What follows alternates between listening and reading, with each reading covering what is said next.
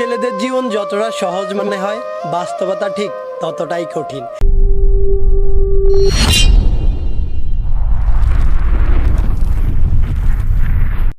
ছেলেদের জীবন যতটা সহজ মনে হয়, বাস্তবতা ঠিক ততটাই কঠিন।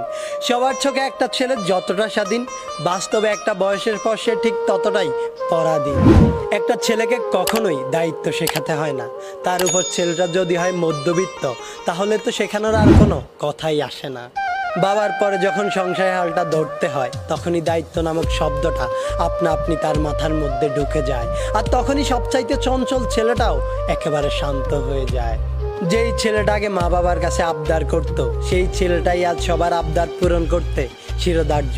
যেই ছেলেটা আগে কোনো কিছু না পেলে রাগ করত, সেই ছেলেটাই আজ নিজের শখ বিসর্জন দিয়ে ছোট ভাই বোনের শখ পূরণ করতে ব্যস্ত।